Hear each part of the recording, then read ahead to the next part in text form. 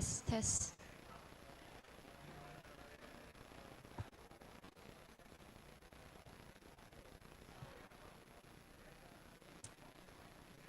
Xin chào. Good morning, everyone. For those of you who are just coming in through the doors, can I request that we close it so that we don't echo too much in this room? Thank you.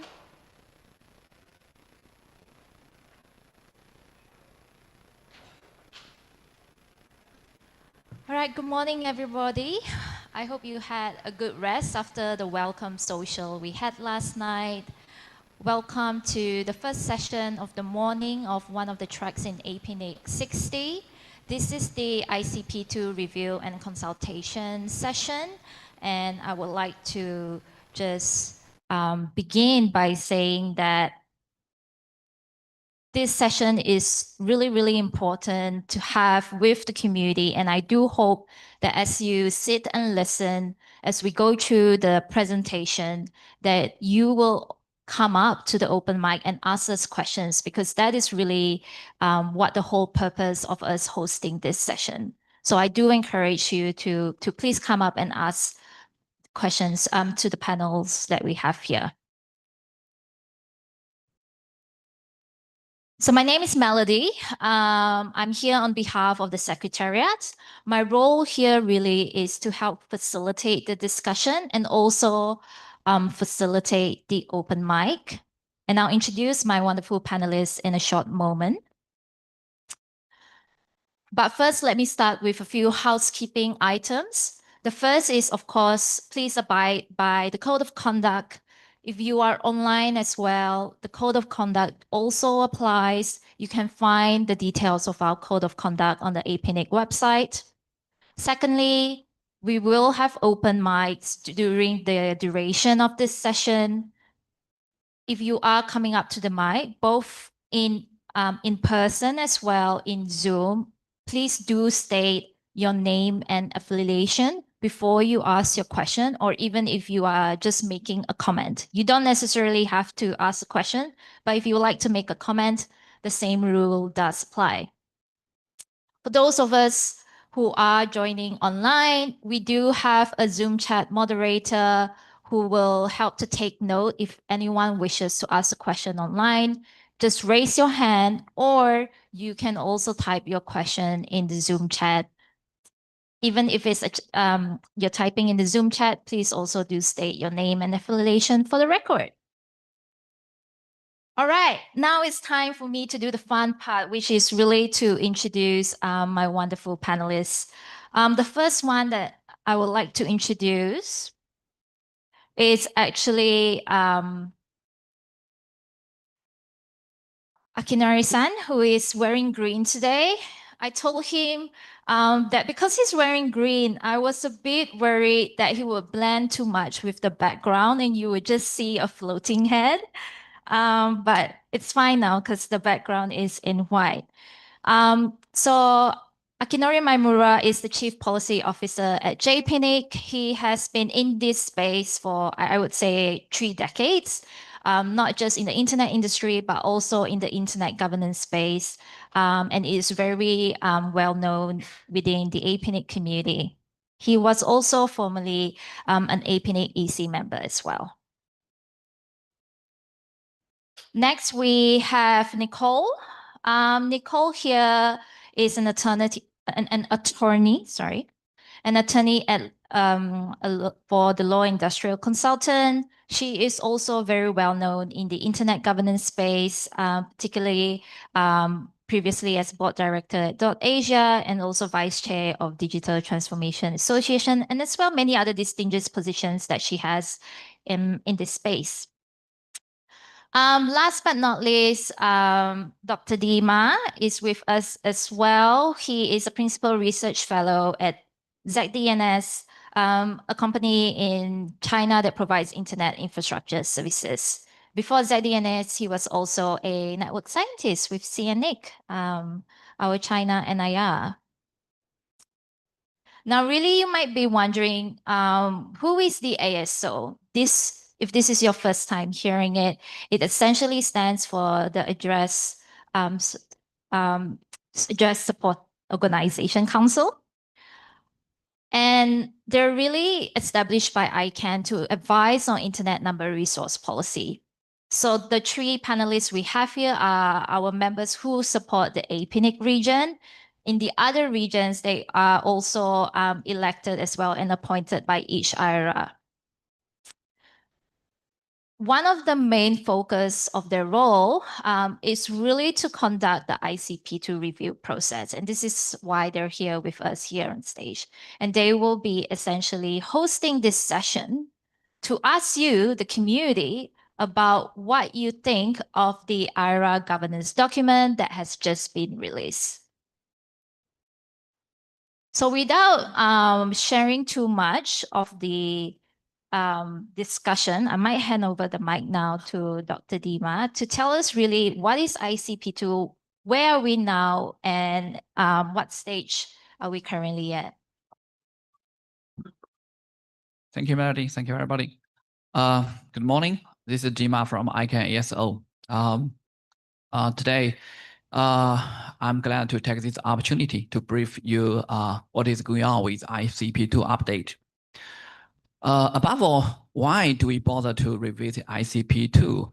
Because ICP-2 is old. And one can easily tell the dramatic change to our internet ecosystem over the last decades in many aspects, especially the relationships between IR and ICANN and between each other. So circumstances alter cases. It's time for us to make the IR system more accountable and take into account a potential deregulation of an IR that can no longer assume its responsibilities.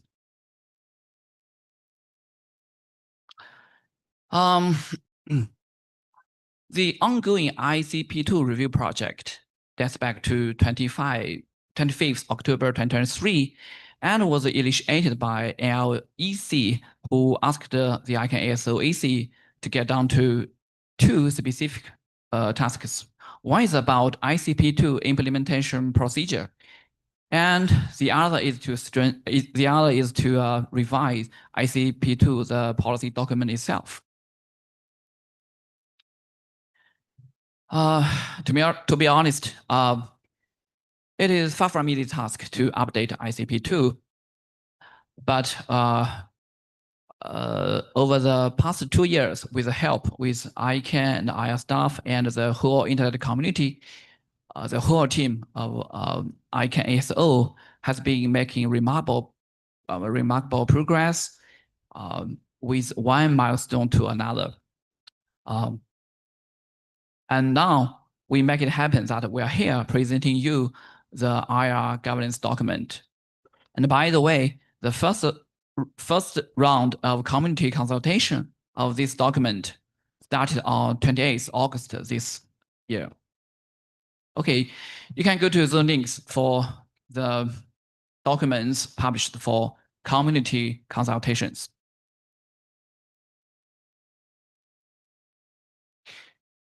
Our work is to be continued, and this is our plan. And we expect to finish the final review by the first quarter of 2026, and then we make it ready for approval and adoption.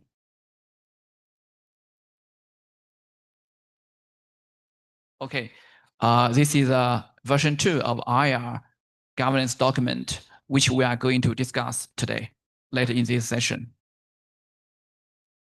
And to facilitate community consultations, we provide several supporting documents, including red line change documents, rationale document, and the frequently asked question document.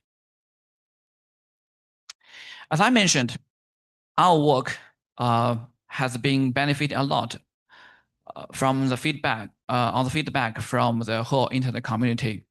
So to make it better off, we hope you can continue to get deeply involved by submitting your feedback, comments. Okay, I'm not going to dive into every detail of the revised IR governance document because later in this session, my colleague Nicole and Akinoni will take turns to share them. But in short, the revision of this document touches upon the title, preamble, implementation procedure, regulation, deregulation, all this process of emergency continuity. Okay. Well, I guess that's all for me. Now I open the ground for questions. Thank you. Are there any questions so far around where we are at now, what stage it is? Any questions about the document, the process? Online?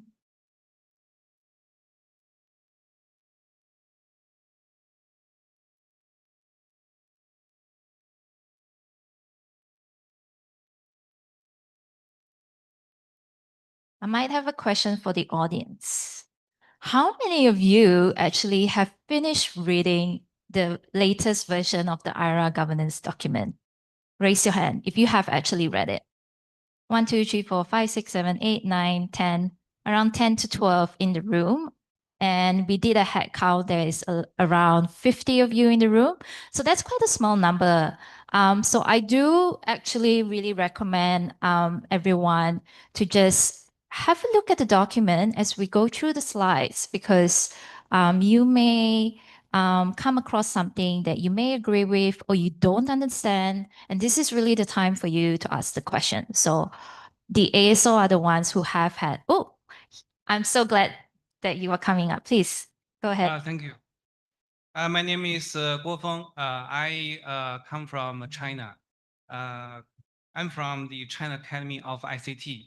So I'm going to make a comment regarding RIR governance in my personal capacity.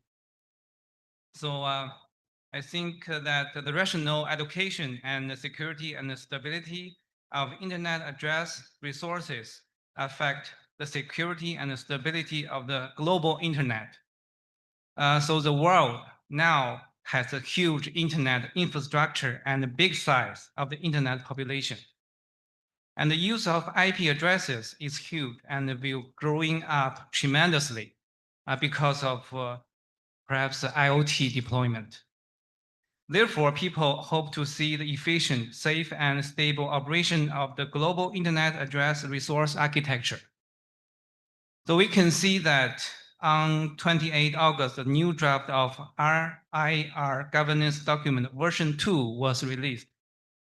So the ICP-2 policy development process may lead to important adjustments to the global governance structure of regional internet address resources around the world, and will affect the governance of internet address resources in the coming years. So I suggest that the community can take advantage of this meeting and the coming period, perhaps until next quarter one of next year, to carefully discuss and review the opinions and suggestions collected from all parties, all stakeholders. Probably handle possible disputes and disagreements.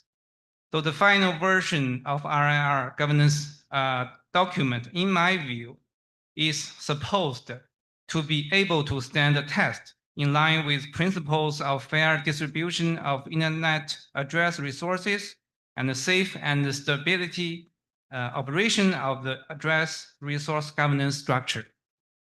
So thank you once again. Thank you for your hard work, and good luck to the global RIR governance. Thank you.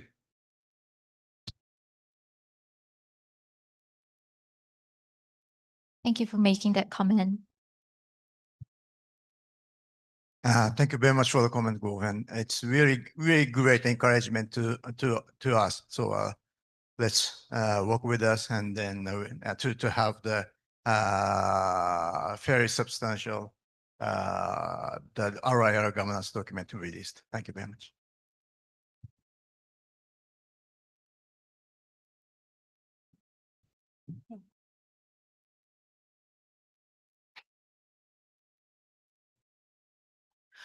Okay, hello everyone. So now I'm continue to go further diving into the more highlights of the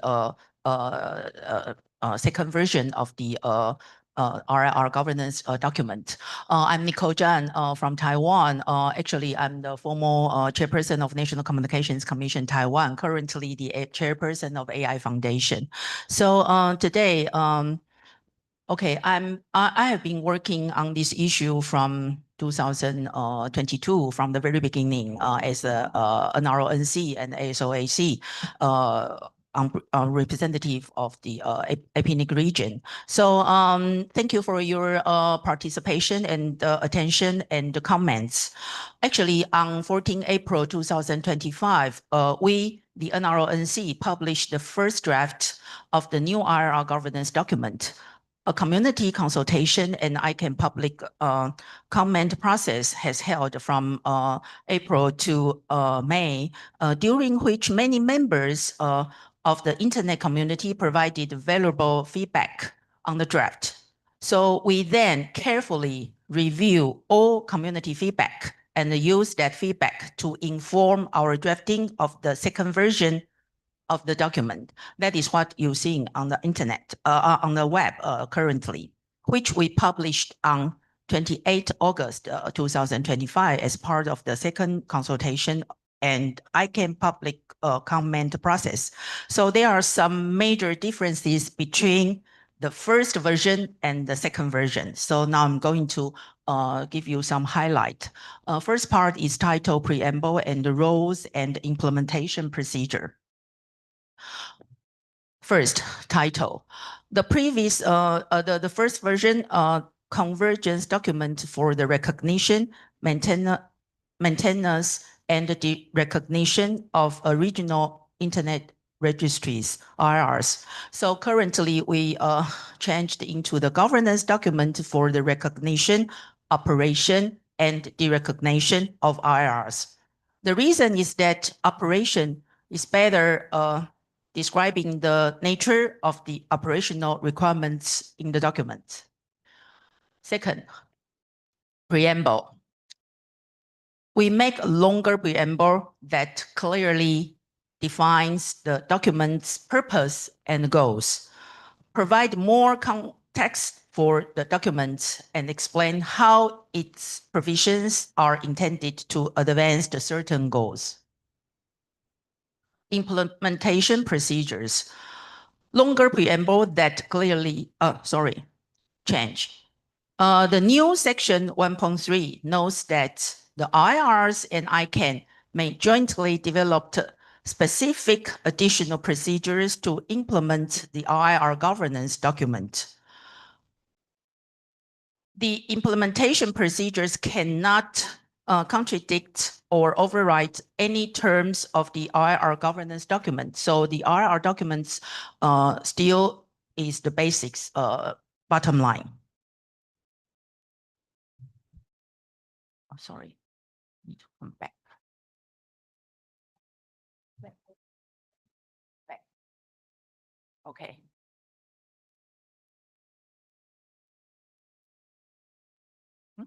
Okay, then I'm going to recognition and the derecognition. We make some change in version 2. A candidate IR or recognition, okay. A candidate IR may be recognized unless then an unanimous support by the existing IR if an independent third party appointed by ICANN determines that a single IR has made a material error of fact or provided an inadequate justification for its recommendation not to recognize the candidate IR. The reason is that there was some concern that an IR could object to recognizing a new IR for inadequate or illegitimate reasons. So we provided a mechanism to overrule a dissenting IR while protecting the need for IRs to ensure that they are not forced into business relationships with new entities that may not be lawful in their jurisdictions.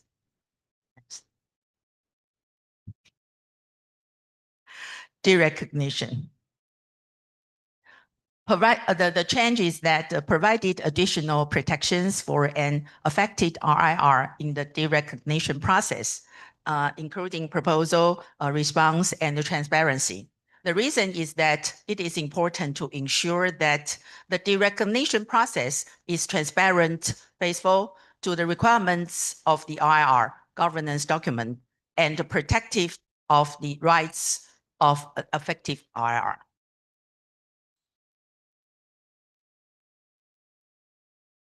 Derecognition proposal. New thresholds of 2,000 members of or 25% of the members of an IR, whichever is lower, to initiate the derecognition process. Also allows for ICANN to initiate the derecognition process, but derecognition still requires RIR approval. The reason is that different IRs will have different numbers of members and different criteria for becoming a member. So allowing ICANN to initiate derecognition provides additional neutrality.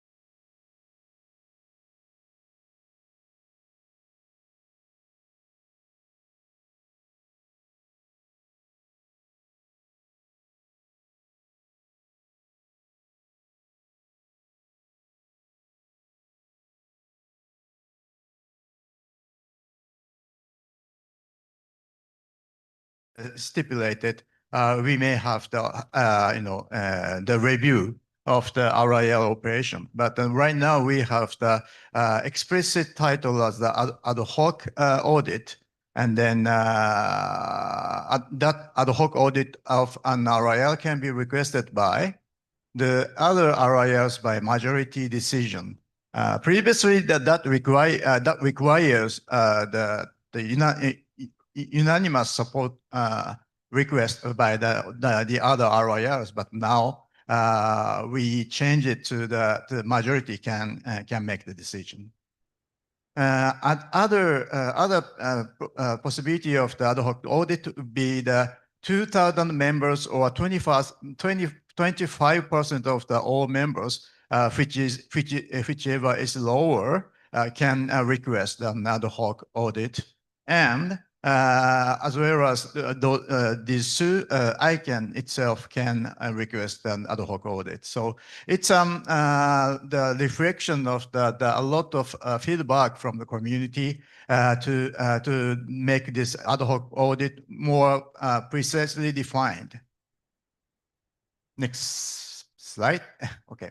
And then frequency, for the periodic audit, we didn't provide any explicit period for the undergoing the audits, but we had some feedback from the community that tells it is not so clear how frequent we will have the audit.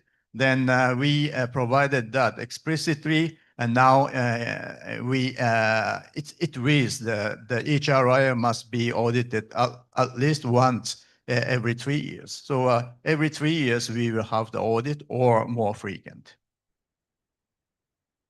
And another point is the emergency continuity. It is a newly added text which stipulates the mechanism to quickly and temporarily transfer an RIR's responsibilities to an emergency operator, which is newly defined in urgent situations. And then that requires an unanimous agreement of the other RIRs and the ICANN. And it must be time limited and publicly justified, and followed by a common community consultation. So that helps us to have the to start the immediate the transition to the emergency continuity operators, and then to have the the service provided to the member community sustainably.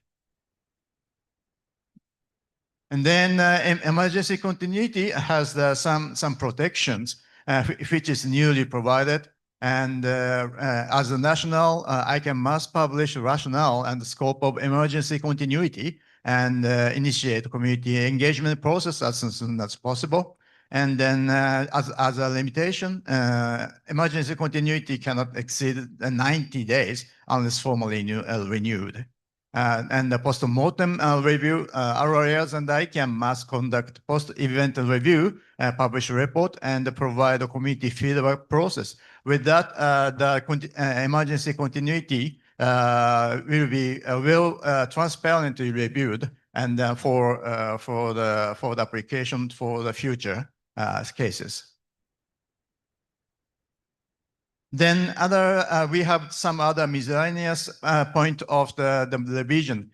For example, for the rectification, we changed that to have it, each amendment to the RIR governance document must specify a grace period to become compliant. So the RIR may need some time to change the RIR internal structure or provisions to be compliant to the new revised any version of the RIR governance document. So we set the 3 years as a grace period to become compliant with the new ISP2 version provision. So it will clarify by requiring grace period to be clearly specified in any amendment. And other point is that adding the new provision for the dispute resolution to provide each RIR to provide a fair and effective and adjudicative mechanism for the members to enforce their rights against the RIR. So this is another point of the huge the many feedback from the community. They say which is needed.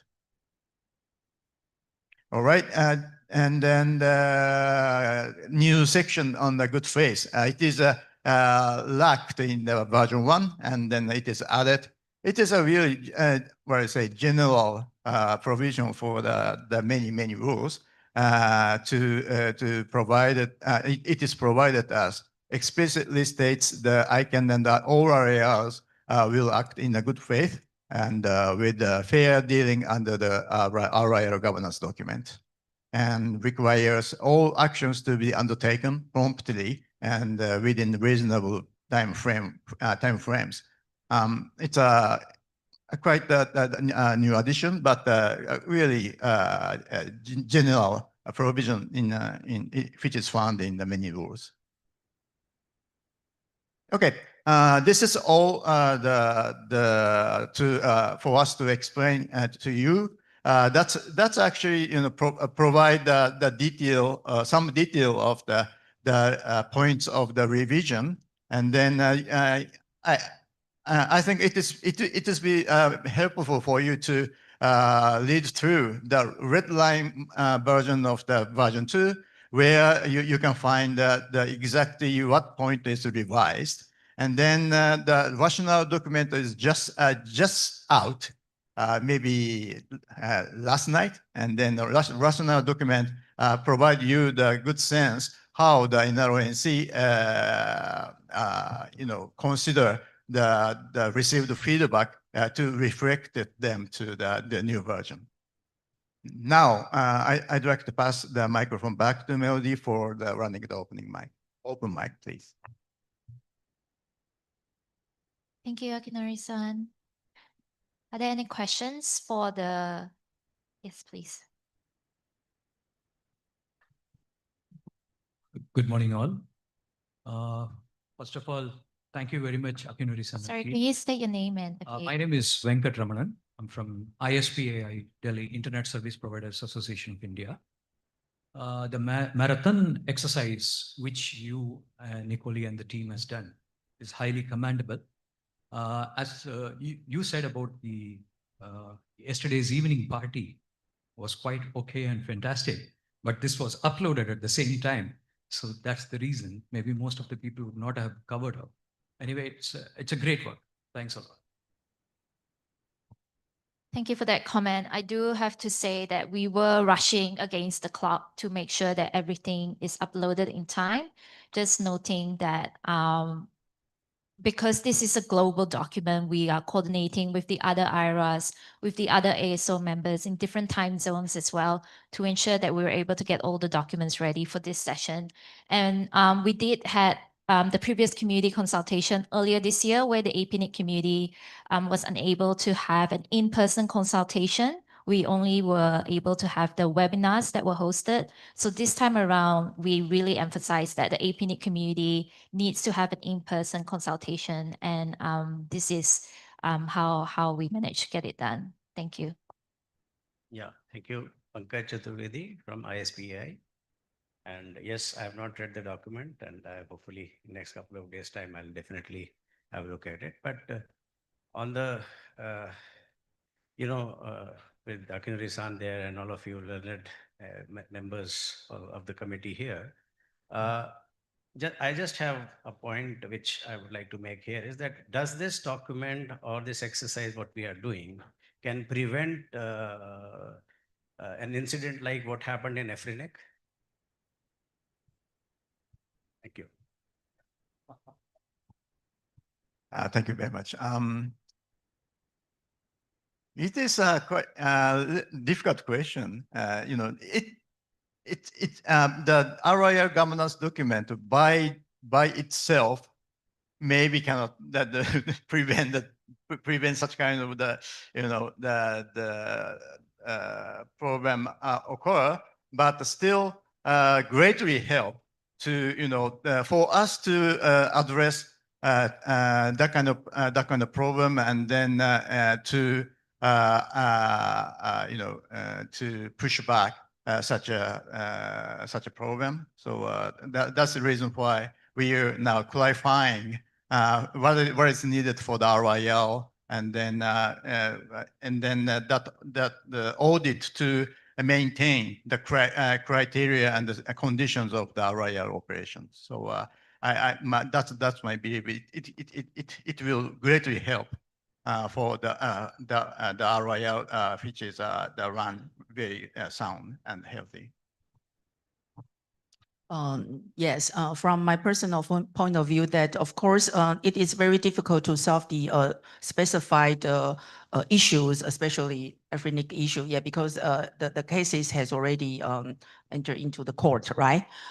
It's a legal issue. But I think as you know that the ICP-2 has already been more than 20 years. So as a member of internet community, I think we need to strengthen our governance structure and to enhance our governance internally, then make something more aggressively to make our community more healthy. So I think it is about the time to review the old documentation and make it more advanced to strengthen our internet governance internally. So that is my personal opinion.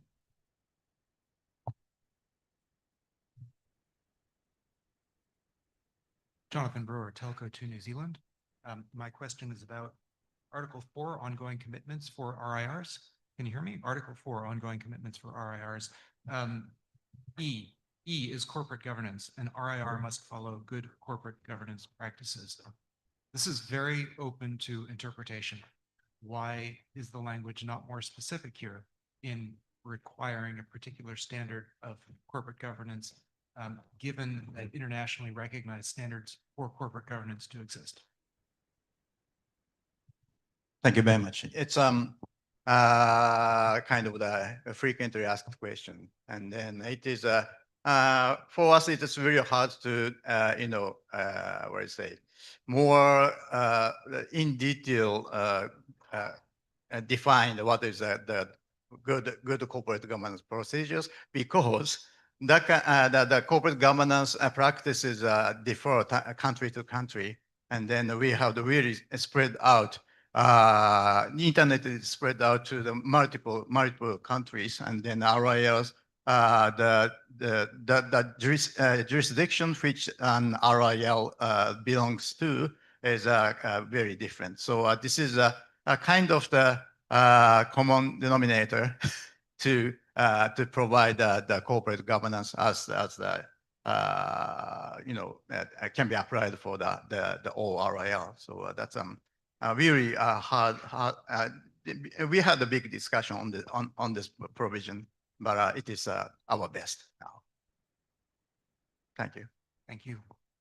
Yeah, and I think for corporate governance, we can refer to the general principles of the corporate governance, including the transparency, transparent and good faith and something like that. And the IR governance document, I think, is only the basis. It depends on the different IRs. They have their own governance structure. So I think, of course, we can do more discussion about the corporate governance, but I think we just refer to the general principles and depends on the governance structure designed by different IRs. Yeah, thank you. Hi, my name is Afiq. I'm from MCMC Malaysia.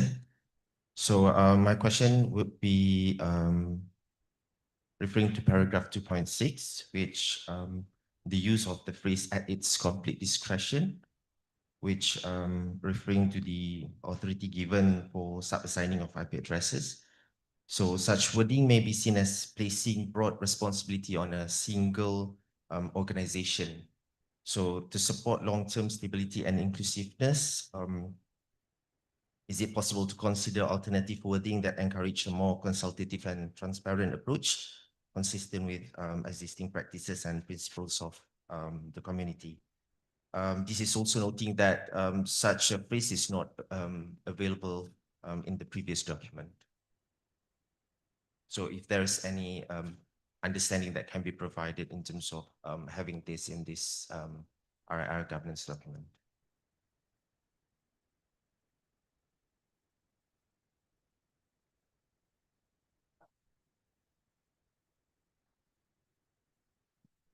I don't really clearly understand what is your point. The first of all, the very basic idea is sub-regional registries to set up. For example, we at the APNIC region, we have the national intent registry system, but such the operation and then the maintenance of the such scheme is totally left to the regional intent registry itself. And then can I elaborate your question more? Can you elaborate your question? No, because under paragraph 2.6, basically it mentioned to limit stability of NIR at its complete discretion. So the phrase complete discretion can be interpreted as placing a full and broad responsibility to a single organization. Single organization, which is the regional intent registry. Yes, that's true. But for example, the APNIC is the membership association, contains the bunch of the members who are the regional intent registry, and then the membership is the subject of the APNIC. And then so in that term, not the APNIC PTL Limited, but the APNIC as the membership of the LIL need to be responsible for this. So do I answer your question now? Yeah. Thank you. Okay. Thank you very much.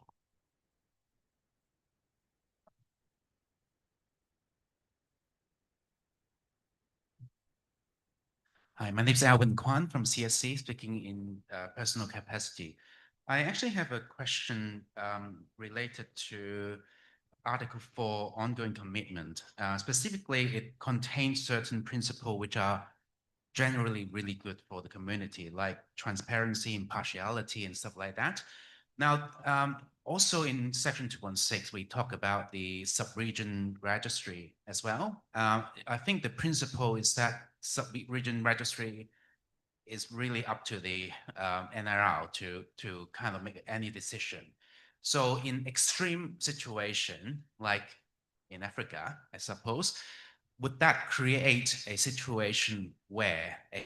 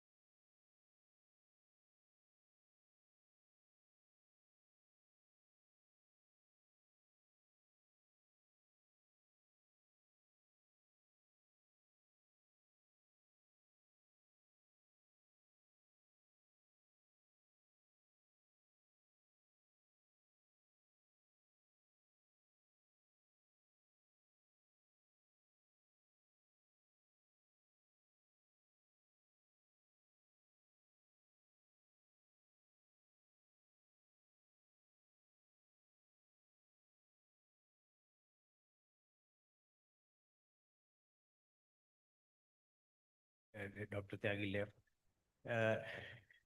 The NIR members do not have any voting right in DAPNIC. So now, if an NIR has to be formed by an NIR, the votes will never be there from that economy into the ethnic. So this is just an extension to what Dr. Tyagi commented. So the RIS will never be formed. The new RIS will never be formed ever.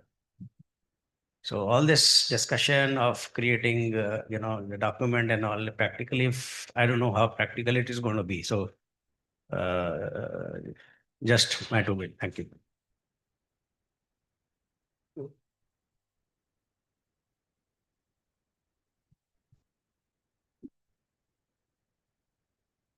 Are there any questions online?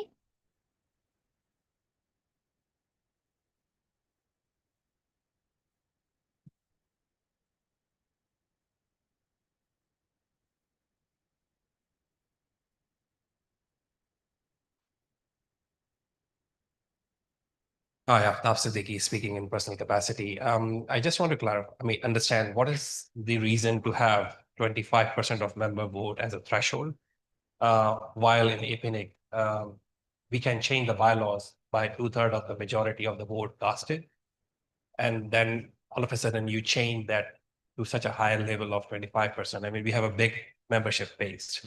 And then, so if we only talking about the APNIC members, not counting the NIRs, including APNIC members, I'm not mistaken, the Secretariat can confirm, it's around 10,000 members. So you are talking about 2,500 members asking for anything to happen from APNIC, which is very high bar. I don't remember we getting that many votes ever in any election. So why is that high bar? Thank you. The comment is received. Actually, it is very hard to set the one particular figure to this kind of criteria because the number of the members differs RIR to RIR. So it's very hard. But your comment is received for our further consideration. Thank you.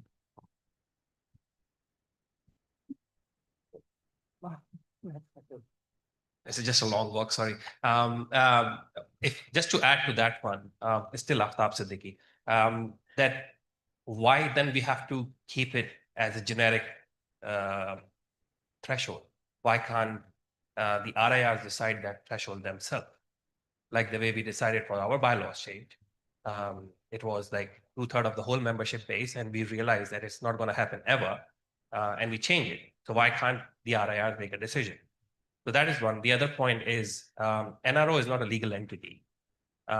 What's the roadmap for them to become a legal entity, or that's not even a question at the moment, or the RIRs will take it as it is, and NRO will remain as it is. Anyone?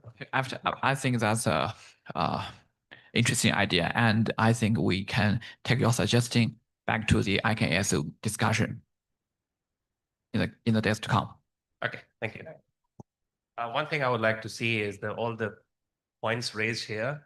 If someone can summarize it so that and put it on the APNIC Talk mailing list, then the community know what was discussed, what was raised by the community, and then when you go to the next joint meeting in the ASOAC, the members from the NRONC representing the APNIC region can present that as a community feedback. Right. Thank you very much. Actually, it has been our practice to take note and publish some report. And actually, in the consideration in the NRNC, the fairly a good amount of the comments are inserted to our consideration from any of the webinar or on-site consultation or online consultation on the mailing list. Any type of the feedback is considered. So just to tell you, thank you very much. Raunak Maheshwari from Internet Service Providers Association of India. In continuation with whatever Dr. Devesh Tyagi, Venkatraman and Pankaj Chaturvedi said, one of the aspects that can be looked into of recognition is instead of putting the onus on the applicant RIR,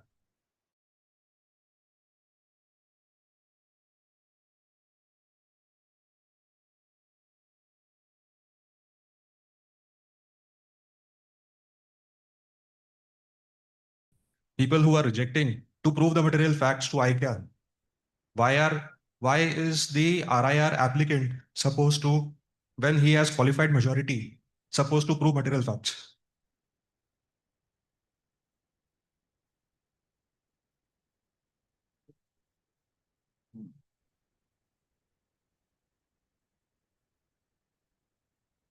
I'm afraid that we cannot get your question properly. So,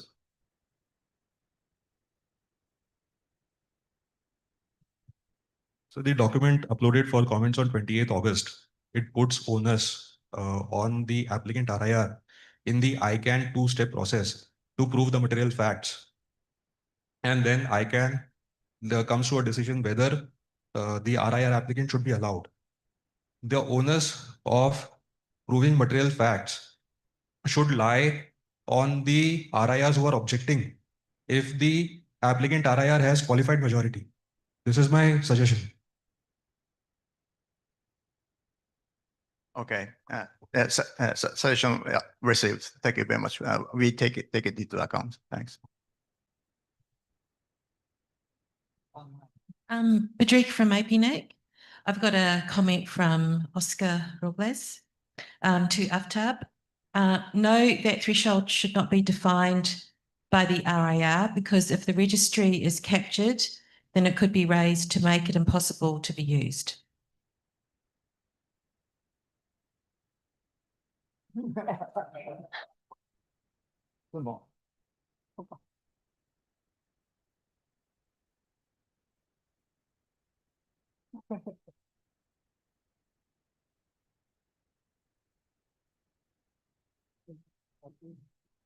Yeah, okay. I mean, I understand Oscar's point of view, but if the registry is captured, we can literally change the bylaws of the RIR, right? So we have bigger things to fix rather than talking about other things. If the registry is captured, if we can capture two-third votes casted only, that's how we can change the bylaws of APNIC. We are in the APNIC region. I'm only concerned about APNIC at the moment, right? If we can change that, that means we can literally do whatever we want. If the membership, the vote casted at that time is captured by any means, then we can change the bylaws. So with that in mind, then maybe then change the bylaws, APNIC bylaws as well to 25% members casted votes as well. We went to the two-third votes casted after a long debate. We all were there, right? And we all know the reason.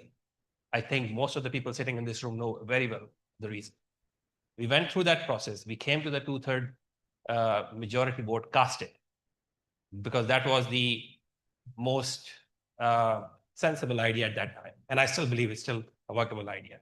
Then raising it up for anything else, for 25% of the members, I don't think so is feasible. I don't think so that we can ever reach that number ever. That's fine. You can put that threshold easily. But then other IRs can reach that number easily. We will never be able to do it. And I cannot speak for other RIRs, but I think that's the same scenario with RIPE and CC and Aaron. They have a higher membership base as well. I don't think so that they will ever be able to reach that number as well.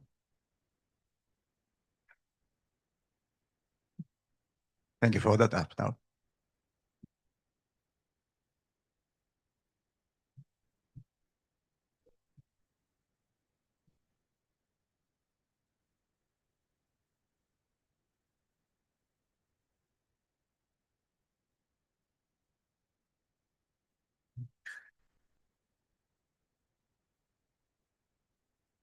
Any other questions? I'm really quite interested to know how many of you in this room were actually part of the earlier consultation this year? Oh, quite a few. Are you happy with the changes made by the ASO? That was a big no. Would you like to share why?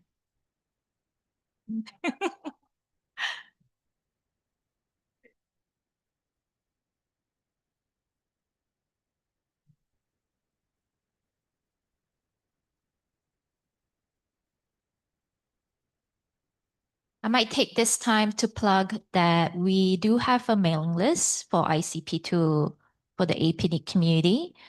Just on the point that Aftab raised, if you would like to follow the conversation of what has been raised in the past, do join the mailing list for you to be able to see the historical comments that have been made.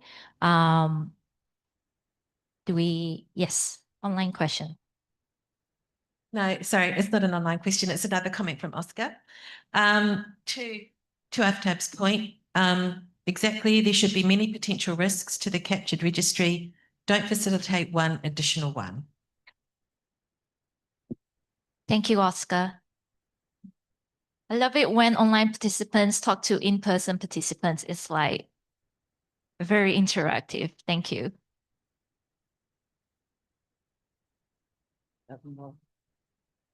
It doesn't work? Oh. So just a reminder, let's go forward a little bit more. So we are going to continue. Yeah, just a reminder. Yeah. Yep. Perfect. So we have the QR code here if you are interested to subscribe to the mailing list. And the consultation period must be submitted by the 7th of November 2025. So it has opened earlier last week and will continue until the 7th of November 2025. So although you may not have a question or a comment ready for us today, you are still welcome to post those comments and questions in the mailing list, and this will be taken into account by the ASO when they reconvene again after the consultation period has ended.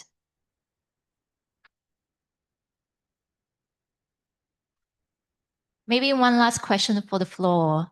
How many of you have subscribed to the OVID mailing list for ICP-2? All right, okay. Not bad. Maybe a goal for everyone before the conference ends is to subscribe to the ICP-2 mailing list. As you have shown interest by joining this session, please continue to be part of this conversation because really it's the community feedback that should help to make this document relevant to be implemented. Shall we have final remarks right now, Hakinori-san? Oh, yeah. So I think thank you for your attention to this issue, and please join us to care about our the important issues related to our internet community. Thank you.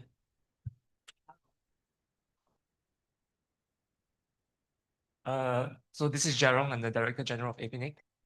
I think, so I will speak explicitly to, on behalf of, I think, the community as well as everybody, to thank Akinori, Nicole, and Madi for the amount of work that they have to put in to get to where we are today. There is, I think, words cannot express the amount of time, effort, energy, and also working across time zones and having to travel long distances to do the work. So I would like the community and the staff to join me to thank our representatives. Thank you very much.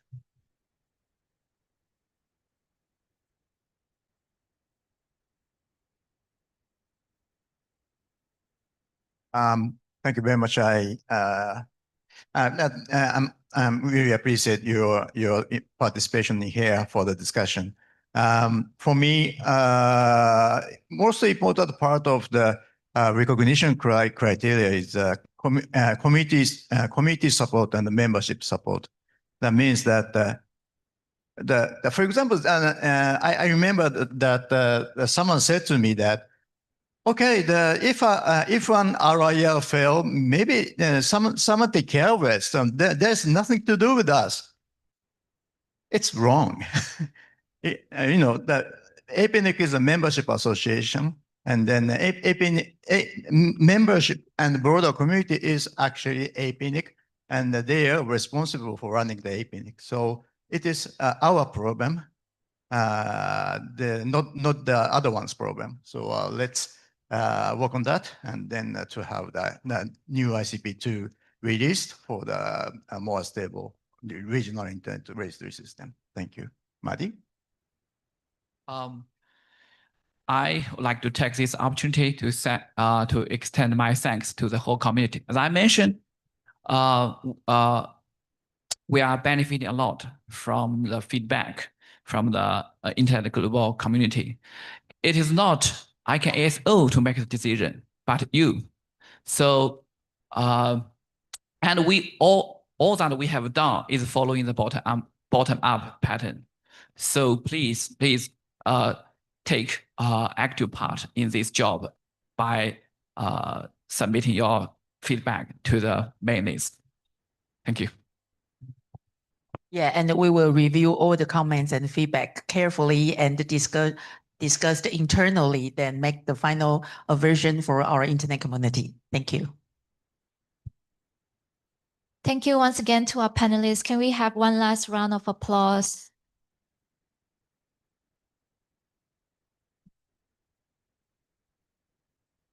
So we have finished a little bit earlier today. I'm not sure if morning tea has been served, but I hope to see you back here in the next session. Thank you everyone for being here.